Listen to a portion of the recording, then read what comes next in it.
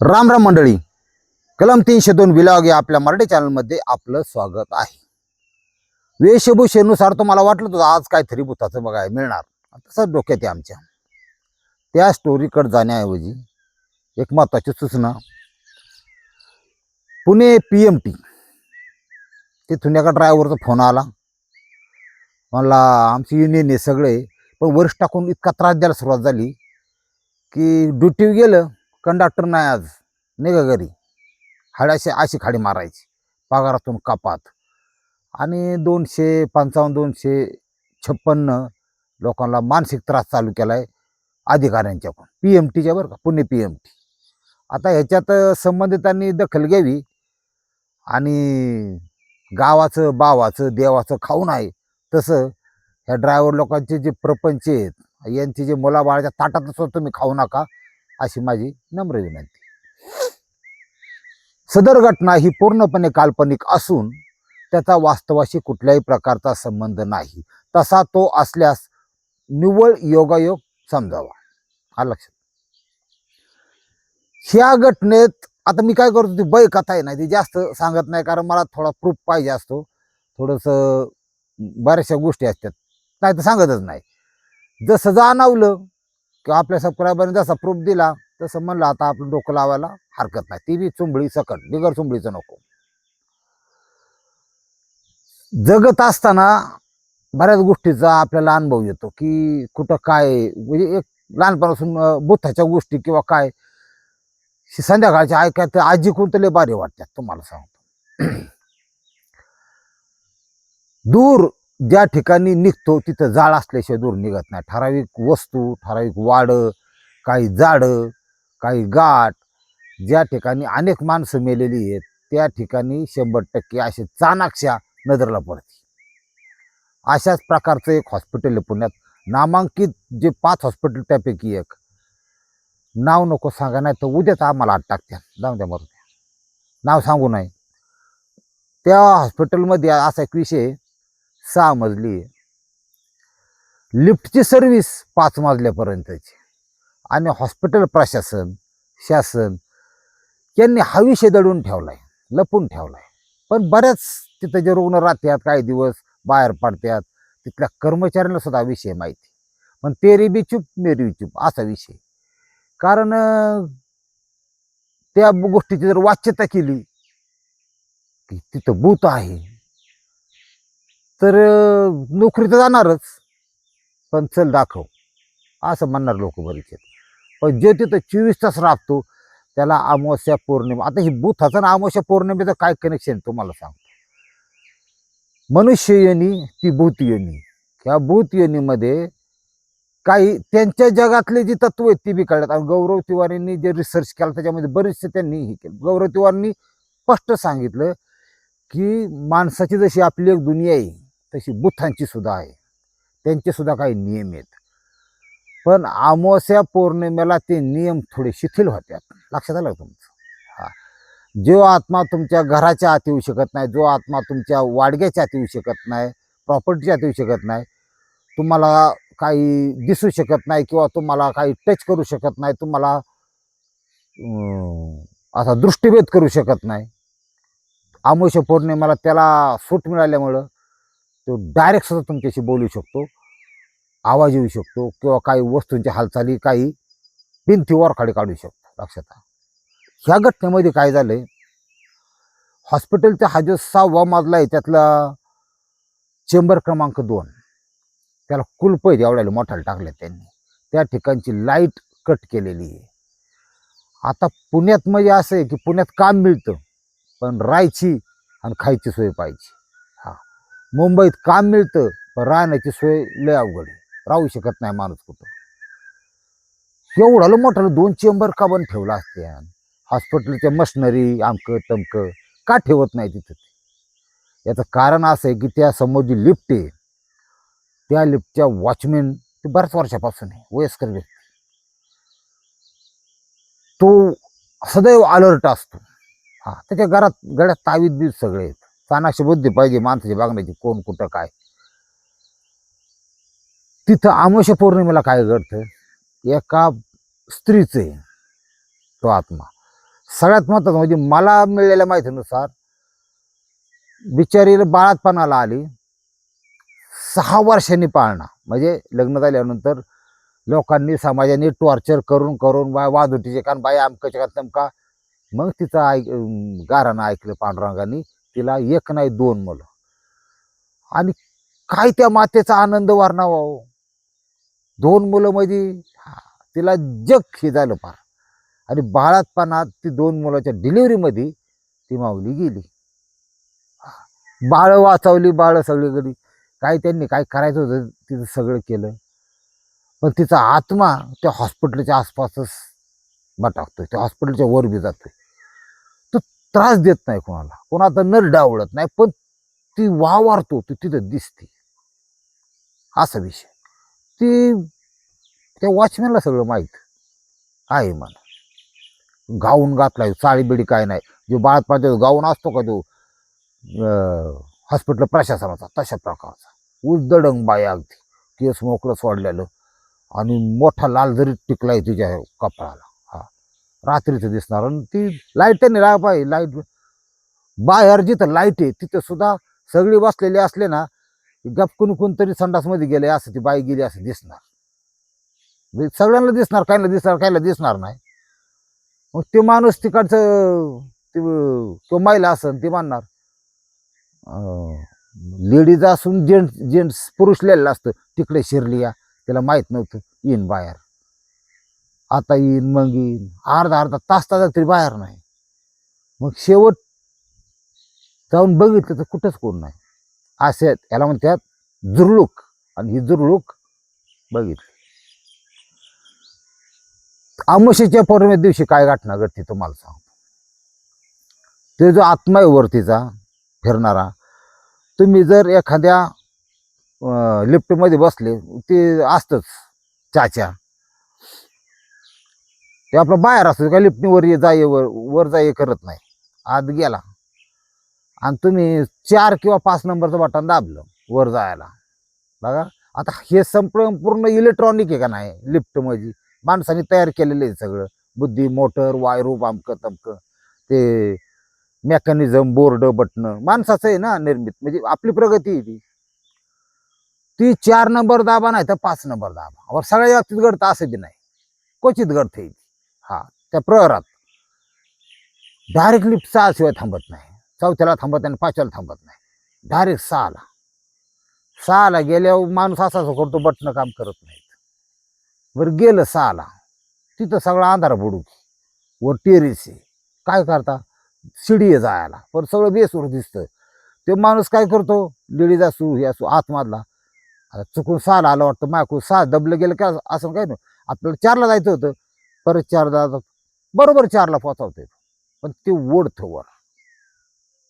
आपलं जे पेशंट तिथं होतं की रात्रीच्या 9 नंतर ऑटोमॅटिक अशी इच्छा तयार होती तिथल्या लोकांच्या मनात की टेरेसवर जाऊन वाऱ्याच्या जुळुकीत मस्त आनंद घ्यावा. त्या टेरेसवर सुद्धा कोण जात नाही त्या इमारतीच्या. हा, म्हणजे असं एक हा झाला एक प्रकार. आता दुसरा प्रकार त्यापेक्षा भयानक आहे. तुम्हाला माहिती आहे का, कोरोना पिरियड आठवा. कोरोना पिरियडमध्ये आपल्या जवळचं घरातलं काहींची केली, काहींची घरात नाही केली, तरी शेजारचे ओळखीतले असे लोक आपल्यातून निघून गेलीत. आणि कोणाची कोणाला मेळ नाही. त्या रेमडेसिवीरचा दणका, ह्याचा स्कोर वाढला, त्याचा कमी झाला. हे आता असं वाटतं म्हणजे कोरोना नावाचा प्रकार होता, पण त्याच्या नावाखाली बराच मोठा कार्यक्रम झालेला आहे. हा, आणि ते जो त्याचं ओपन एक्सपोज करीत त्याला मारी देत, ते अवघड जाऊ द्या.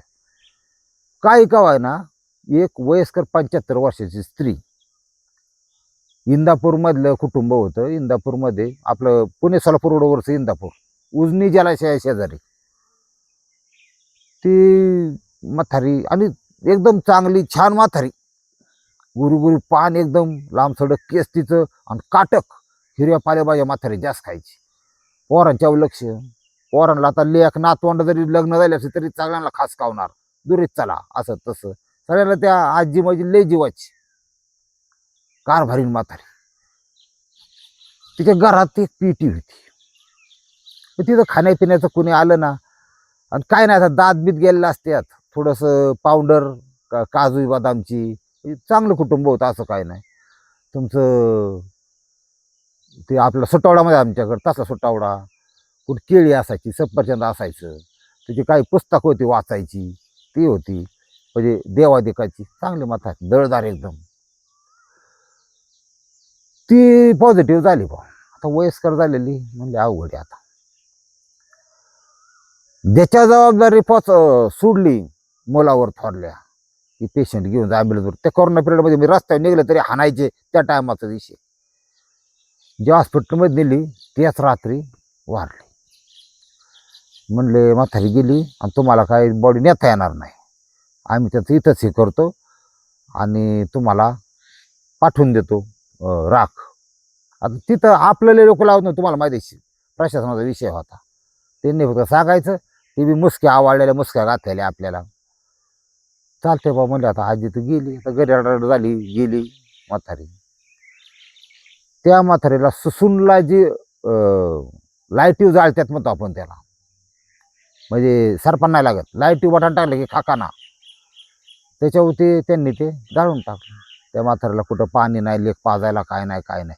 त्यातलं ती बॅग होती, खालून वरपर्यंत चेन, त्याच्यात बॉडी भरायची, चेन मारली की जाऊ द्या असं. त्याच्या सकट ती टाकायची, विद्युत दाईनी जाळून टाकली. आले तिसऱ्या दिवशी इतरांच्या राखेवर त्यांना बी केवढी राख मिळाली. आता ही काय आपल्याच पेशंटची किंवा आपल्याच माणसाची असं अशातला भाग नसतो. ही लय म्हणजे तुम्ही असं विश्वास ठेवून माणूस काम करतो, पण जग तसं नाही.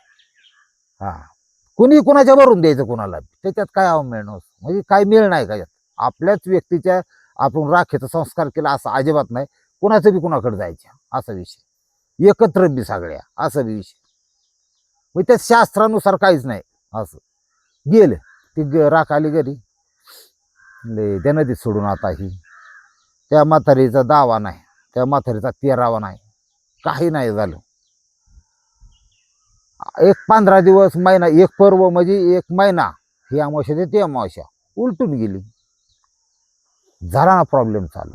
यांचा प्रॉब्लेम का चालू, यांच्यातले जी मोठी मोठी व्यक्ती आहेत का, त्या म्हातारीचे नातू आणि त्या म्हातारीचं लेक, आहा, झोप काय येईन त्यांना, झोपच नाही. ती म्हातारी स्वप्नात यायची, मोठ्याने आरोला ठोकायची, आरडायची, आणि कधी कधी आग लागल्यासारखं करायची आणि हातपाई करायची. सगळ्यांची स्वप्न एकच. म्हणली हे काय कानामागं टाकण्यासारखं नाही बा, काय करावं काय करावं. म्हणली तुला बी ते स्वप्न. म्हणून म्हातारी अशी आराटी आणि अशी हात करी, ती लय बेकार काम जाळा ते. मग ह्यांनी डोकं लावलं आपलं, काय गाव ना, पण म्हातारीचं क्रियाकर्म झालं नाही, त्याच्यामुळे झालं असं नाही. पण आपण बघू विचारून कोणाला तरी. त्याच्यानंतर पैसा ठिकाणा घरात कर्ज व्हायला लागलं, नुकसानी व्हायला लागल्या. लक्षात घ्या, ते मोटर जळून जायच्या तिकडं, पाईपलाईनच लिकेज व्हायची. पाणी असून ऊसच बांधळायला लागलं की अशी लापडी. ती पोरं कुठं पडायची दापकुनी, त्यांचं डोकं फोडून घ्यायची. पैसा ठिकाणा, किरकिर, बाया लाथा मारायला लागल्या. हे असला प्रकार चालू झाला. म्हणजे शांतीभंग व्हायला लागली घरात. मग त्याने डोकं लावलं, 2 भाऊ एकत्र आले. अरे म्हणजे काहीतरी तात्या बघितलं बाबा, ह्या जगामध्ये काही सिद्ध पुरुष असतात. लक्षात घ्या, एकाचं नाव मला माहिती, बाकीच माहीत नाही. सिद्ध पुरुष कशाहून समजायचा, तुम्ही त्याच्याकडे तुमची समस्या घेऊन गेल्यानंतर तो 1 रुपये मागत नाही तो सिद्ध पुरुष. लक्षात घ्या. हा, बाकीची जे भिकार चोट आहेत ना, ते धंदा करणारी जे आले आहेत अजून मार्केटला, अशी चुपून काढले पाहिजे, वल्ल्या फोकाने आणले पाहिजे. तुम्हाला सांगतो, हा, लय आहेत अशी अंधश्रद्धा ही करणारी. तर ते सिद्ध पुरुष ती त्याच्यातून येत असतं. लोकांच्या 4 गोष्टी त्याला कळतात. आता त्याच्यात एक सिद्धयोग असतो, कर्ण पिशाचे नावाचा प्रकार आहे, काही अवगत केलेला असतो. आणि ती त्यांना पास्ट सांगते, पास्ट म्हणजे भूतकाळ सांगते, भविष्यकाळ नाही सांगत. लक्षात घ्या. मग ते गेले एक ठिकाणी, त्यांनी बघितलं, म्हणजे काय नाही माऊली, त्या म्हातारीची काय वस्तू वगैरे आहे का बघा, पण तुम्हाला दशक्रिया आणि 13वा विधी हिंदू रीतिरिवाजाप्रमाणे परफेक्ट करावं लागतील. असं आहे का म्हणले, चालतंय. आले घरी, ती म्हातारीची पिटी काय कोणी खोलली नव्हती, का तर ती आधी सापडते. तिची जर पिटी खोलली तर म्हातारी वर येऊन बसायची. लोक लय बेत आहेत तुम्हाला सांगतो. म्हणले नको. म्हणले 2 भाऊ आले आणि सुना तर तुम्हाला माहिती. हा मग तुम्ही रक्ता मासाचे आहेत बुवा. तुमचं तुम्ही बघा, तुमची आई तुमची आजी तुम्ही बघा. आम्हाला काय लय बरं बघत नव्हती ना, आम्हाला अशी डिवचायची. आमचं सासून आता नशीब ती माझ्या स्वप्नात येत नाही, पण ती म्हातारीच्या नादाला लागायला नको. हा, हे असं असतं. बायकोची बाजू ही नेहमी सेफ असते, ध्यानात ठेवा. हा, ती आवतीला गेलं तर नवरा जाऊ द्या, पण मला काय झालं नाही पाहिजे अशी भूमिका. असू द्या असू द्या. केले दोघांनी ते कुलूप तोडलं. कुलूप तोडलं. आता जुनी पिठी लाकडी बघितलं तर म्हातारीचं ते खाण्यापिण्याचे पदार्थ चांगला नाही, पण फळं बिळं केळे बिळं पार 2-4 महिन्यात सडून खराब झाली होती पार. त्याला म्हणले काय करावं वगैरे, ते नीट हे बघितलं त्यांना कोपऱ्यात. आता म्हातारीच्या साड्या होत्या. ज्या काळात म्हातारीचं लग्न झालं होतं तेव्हा ते लग्नाची जी साडी होती म्हणजे एक आठवणी असतात जपून ठेवल्या होत्या. बरंच काय होतं, बांगड्या होत्या, साड्या होत्या. म्हातारी दुपारच्या पारी त्या वस्तू घ्यायची, हाताळायची, त्यांना अशा त्या साडीवरून हात फिरवायची. ते माणसाचं मन असतं, त्यात भावना गुंतलेलं, मन गुंतलेलं असतं, असा विषय. ती ती अख्खं चांगलं त्यांनी दुंडाळून काढलं बा सगळं. काय गावते, एक प्लॅस्टिकची पिशवी सापडली. साबणाचं ठेवायला कसं खोकं असतं प्लॅस्टिकचं, तसं त्या खोक्याच्या आत ती पिशवी. आणि ती काढली बघितलं काय असेल त्याच्यामध्ये. बाया बघा, केस डोकं विचारताना केस येतात का खाली, ते केस साठवून ठेवतात. आणि ते केसावर फुग नाही गेला तर केसावर भांडी बिंडी मिळतात, पैसे मिळतात. केस लय माग जातात, तुम्हाला विंग करायला वापरतात ना. ते केसाचं एवढं ती म्हातारी केस ठेवली होती. अरे म्हणे केस गावली. म्हणजे केस परपंच कसा असतो बघा माणसाचा. हा, माझ्यासुद्धा बायकोनी 7-8 किलो भांडी घेतली केसावर, म्हणजे असं असतं. मग ती घेतली, केस तर सापडली. दशक्रियाचा ब्राह्मण वेगळा असतो, सत्यनारायणचा ब्राह्मण वेगळा असतो. दशक्रियाचा ब्राह्मण बोलावला, म्हणले आम्हाला दशक्रिया करायची विधिवत. थोडं बहिणी लिखी बी काही इकडे बोलले. एक 5-50 लोक त्यांनी बोलावले त्या काळामध्ये. लॉकडाऊन शिथिल झालं. एक बारकी तिरडी त्याच्यावरती पांढऱ्या कापडात गुंडाळून रुमाला एवढ्या ती केस आणली.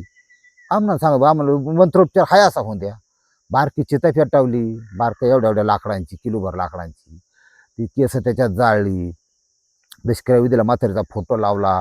दशक्रिया विधीचा सगळा विधी पिंड केले. कावळा सुद्धा शिवला, ध्यानात ठेवा. कावळा सुद्धा शिवला. हे जर घडलेलं आहे इंदापूर तालुक्यात. कावळा शिवला. त्याच्यानंतर तिसऱ्या वेळेस 13वा आणि लॉकडाऊन शिथिल झालं. मग काय पायनॅपल रवा, भात, सांबर लोकांनी कचकटून आणलं. हा, म्हणजे पत्रावळी उठावली, भोजन झालं. हा, सगळा विषय झाला. आता हे सगळ्या प्रोसेसमध्ये झालं तर सगळ्यांची मन बिन खर्च होत होता. खर्चाचा काय फरक पडत नाही. म्हणजे म्हातारीच इष्ट होती म्हातारी सगळी. आपण काय आहे त्या पेठावर रेगोड्या. आता घेते का एकर घेऊन दाखवा बरं, कुणी एकर एक बाई ठेवीन एखादा, पण एकर घेऊ शकत नाही सध्या. असंही मोबाईल बघून ह्यांनी सगळे विधी पार केले. आणि हात म्हणजे नमन केलं बा, सोडा आम्हाला आता असतंच. सगळे त्रास त्या दिवसापासून बंद. स्वप्नात यायची बंद. हा, म्हणजे तुम्ही लई चांगले केलं म्हणाय सुद्धा नाही आली, तुम्हाला सांगतो. म्हणजे काही का ना आपल्या हिंदू धर्मशास्त्रानुसार मुक्ती त्या आत्म्याला मिळाली. काही होऊ द्या, पण लेकरं बाळ भरला प्रपंच असतो. याच्यात कुठं दगाफटका होऊ नये, आकस्मिक मृत्यू होऊ नये, व्याधी होऊ नये, म्हणून सगळ्यांच्या मनात आपण तुम्ही आम्ही ना अशी म्हणजे पालापाचोळा माणसं आहे, ध्यानात ठेवा. या काही दैवी शक्ती, आघोरी शक्ती, ब्लॅक मॅजिक किंवा परमेश्वरी शक्ती ह्यांच्या पुढं आपलं काही चालत नाही. आणि आता तर दुनिया इतकी नालायक निघाली की एखाद्याचं न देखावल्यामुळं, एखाद्याचं न सहन झाल्यामुळं त्याच्या पाठीमागं काहीतरी, याला काय फायदा नसतो. लोकांना त्रास देतात, काही सोडतात, किंवा वशीकरण असन, शाबर असन. हे ब्लॅक मॅजिकमुळं चांगल्यांचं आयुष्य खराब झालं. आणि त्यांनी कृपया अशा लोकांना त्रास होतोय ना, त्यांनी 200-300 रुपये रेल्वेला घालवायचे, आईबागला मुखीला जायचं. अष्टमहाविद्यालय जवळ आपल्याला, तेच देवस्थान सगळं तुमचं काढायचं जवळ, ध्यानात ठेवा. बाकी लांबे. हा, तिथं रेल्वेने जायचं. 100 रुपयाचा ताट घ्यायचं, त्यात नारळ असणं गरजेचं आहे, पिवळी चुनरी असणं 20 रुपयात मिळते, आणि गोड प्रसाद एक. त्या 2-3 आयटम घ्यायचे. 10 रुपयाची पिवळी झेंडूची फुलं, एवढी थाळी तिथं द्यायची. माथा टाकवायचा तिथं पटांगणात गडीवर, 15 मिनिटं बसायचं. मातेशी कनेक्ट व्हायचं. असं बसायचं की काय त्रास होतोय आठवलं पाहिजे, काय कुणी केलं असं, सगळं गेलं पाहिजे एवढं तरी कमीत कमी करा. आणि ज्याच्या पार जोराव आलेलं आहे बुवा लय अति झाले त्यांनीच हवन करा, नाहीतर हवनची सुद्धा गरज नाही. तुमची जर मनापासून केलेली असं ना तिथं 100% ही केली जाईल आणि तुमच्या आयुष्यातून हे घेऊन येत तिथे मिळतं ते रक्षा वगैरे म्हणजे कशाची उद्बत्त्याला असेल ते आपण म्हणतो ना अंगारा, ते पण घेऊन या, काय नाही. असा प्रकारे ही अष्टमी आपल्या इथं सिद्धीपीठ एकही नाही महाराष्ट्रात, लक्षात घ्या. सिद्धपीठ तिकडेच आहेत. हां, थोडंसं घर सोडायला शिका आणि लय तुम्ही अडाण्यासा कळत नसलं ना तर मला फोन करा. आम्ही 5-25 माणसं 50 माणसं घेऊन मी जात असतो, तो विषय नाही.